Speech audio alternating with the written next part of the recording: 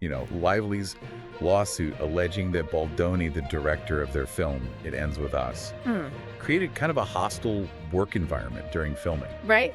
And the latest is that Lively has filed like an amended complaint. And it seems like this whole thing might be getting even bigger. Yeah, what's interesting here is that the initial lawsuit was really focused on like Lively's personal experience, Right. But this amended complaint kind of suggests that she might not be the only one who felt uncomfortable on set. Lively isn't naming names in the official documents or anything. Right. But sources close to the case have revealed that actresses Jenny Slate and Isabella Ferrer might be involved. So Jenny Slate, you've probably seen her in things like Parks and Recreation. She's a well-known comedic actress. Yeah. Ferrer, on the other hand, is a newer face. Right. And she actually played a younger version of Lively's character in the film. Oh. So you've got kind of a veteran actress and a relative newcomer, both potentially corroborating Lively's claims. And it sounds like they're not just lending their names to the case. Yeah. Lively's rep stated that both women have given permission for their communication to be included in the amended complaint and are willing to testify if needed. See, that's significant because witness testimony can be really powerful in a case like this. Having others kind of confirm Lively's account adds a lot of weight to her allegations. It's no longer just one person's word against another. Her lawyers are calling it significant additional evidence and corroboration of her initial claims.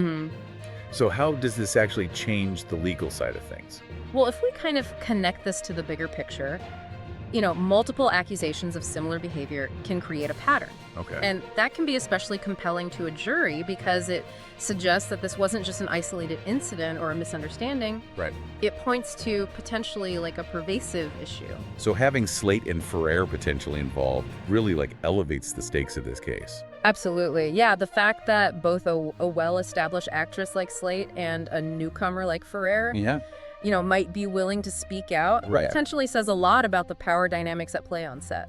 Yeah, that's an interesting point. Yeah. I'm curious, legally speaking, what kind of challenges does Lively's legal team face in proving these allegations? Oh, yeah. I mean, proving a hostile work environment, I imagine, can be tricky. Oh, it certainly can be. Yeah, one of the biggest challenges in these cases is gathering sufficient evidence to demonstrate a pattern of behavior that creates a hostile or abusive work environment. And, witness testimonies like the ones that are potentially being offered by Slate and Ferrer can be key pieces of evidence in that. It's starting to feel like this case could have a much larger impact than just this one film set. Yeah, if Lively's case is successful, it could set an important legal precedent.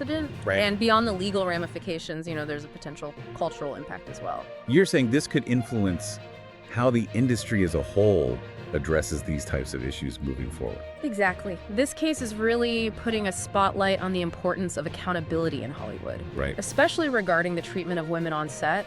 And it could push studios and production companies to take a more proactive approach, in preventing and addressing harassment.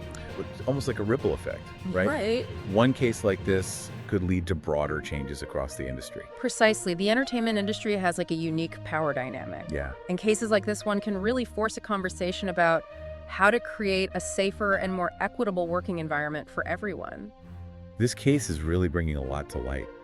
It is. It makes you wonder, how often do these types of situations go unreported in Hollywood? Yeah, that's a question a lot of people in the industry are asking right now. Right. And it's likely that many individuals, especially those in more vulnerable positions, don't feel comfortable coming forward. That makes sense. There's a lot at stake for actors and crew members, especially early in their careers. Exactly. And that's why it's so important to have strong legal protections in place. Right. And to create a culture where people feel empowered to speak up without fear of retaliation.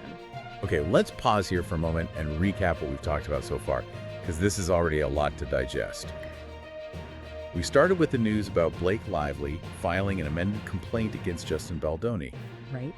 It's alleged that his behavior on set created a hostile work environment, and now actresses Jenny Slate and Isabella Ferrer might be involved. As potential witnesses, which could really change things for Lively's case. Yeah, and we were talking about how this could actually change the legal side of things. Right. It's interesting to think about what kind of legal strategy Baldoni's defense team might use, in response to these new developments. Well, they might try to undermine the credibility of the witnesses. Okay. Maybe by suggesting that their memories are faulty or that they have some kind of motivation for supporting Lively. Right. They could also try to argue that the behavior wasn't severe or pervasive enough to actually constitute a hostile work environment. So it sounds like there's a lot of back and forth that could happen as this case goes forward, Oh, absolutely. It's not just like a clear-cut situation. Not at all.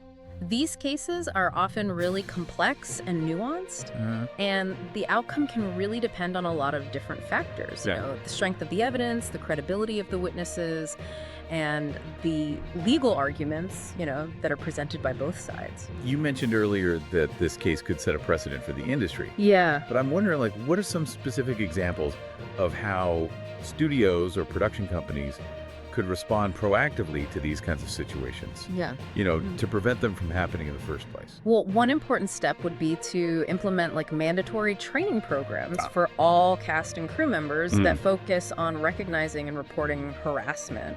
These programs should really clearly outline what is acceptable behavior on set. Okay. And provide, individuals with the tools and resources to speak up if they experience or witness, any form of misconduct. So more than just having a policy in place, it's about making sure everyone understands it and feels empowered to actually act on it. Exactly. And it's not just about education, it's also about establishing clear reporting mechanisms. Okay. And ensuring that individuals feel safe coming forward without fear of retaliation. That makes me think about the power dynamics you mentioned before. Mm-hmm. If someone is really early in their career, they might be hesitant to report a well-known director or producer. Right. That's a valid concern, and it highlights the need for studios and unions to establish independent channels for reporting harassment. Okay. This would allow individuals to kind of bypass the traditional chain of command. Right. And report directly to an impartial third party. That could help level the playing field and make people feel more comfortable coming forward. I'm curious, what are some other changes we might see in Hollywood if this case leads to a broader cultural shift? Well, we might see a greater emphasis on diversity and inclusion behind the camera. Okay. A more diverse and inclusive workforce can help challenge existing power structures and create a more equitable and respectful working environment. So it's about creating a culture where everyone feels valued and respected, regardless of their gender, their race, or their position in the industry. Exactly. It's about shifting the focus from protecting the status quo to really prioritizing the safety and well-being of all individuals on set. This shift in perspective, could have a ripple effect, not just in Hollywood, but in other industries as well. This conversation has been incredibly insightful. You've really highlighted the complexity of this case and its potential impact on the entertainment industry. It is a really fascinating case to consider. Before we wrap up, I want to make sure we hit on one last point that feels crucial. Absolutely. What's on your mind? Well, we've talked about the legal ramifications and the potential cultural shifts. Oh, yeah. But what does this case tell us about the importance of individual courage and collective action? That's a powerful question. What stands out to you? It seems like Lively's decision to speak out and the potential involvement of Slate and Ferrer really highlights that idea that there's strength in numbers. It takes a lot of courage for one person to come forward. It does. But when others kind of join them, it can create a movement for change.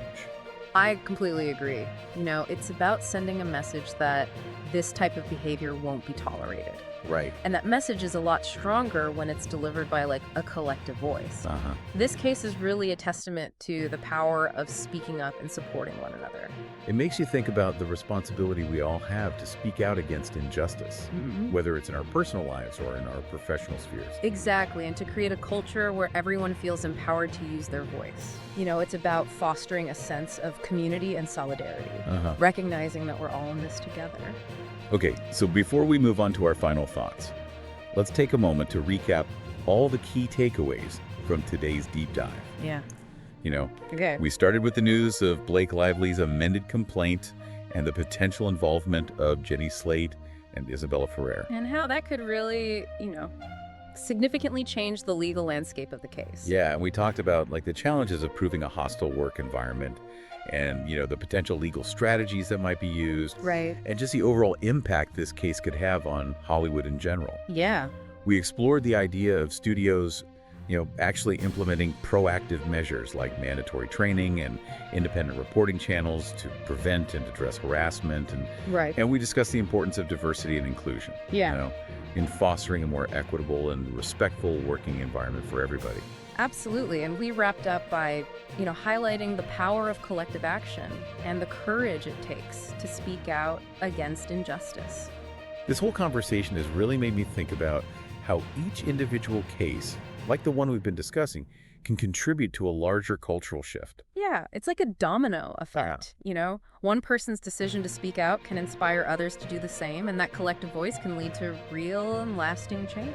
Yeah, it's a reminder that even though these situations can feel really overwhelming, Right. we all have a role to play in creating a safer and more just world. Absolutely. And that change starts with awareness, with understanding the issues at hand and recognizing that we all have a responsibility to speak up and support those who have been, marginalized or silenced. So as we kind of wrap up our deep dive into this case, Yeah. I'm left with a question for you, our listener. Okay. What resonated with you most from our conversation today? Yeah, what are your takeaways? And how can you apply those insights to your own life? Whether it's in your workplace, your community, or your personal interactions. Right. We encourage you to continue following this case as it unfolds and to really consider its significance, within the larger context of power, accountability, and justice. Change doesn't happen overnight, but every step we take, every conversation we have can contribute to creating a better future. Thanks for joining us on this deep dive. Until next time, keep learning, keep questioning, and keep pushing for a more equitable world.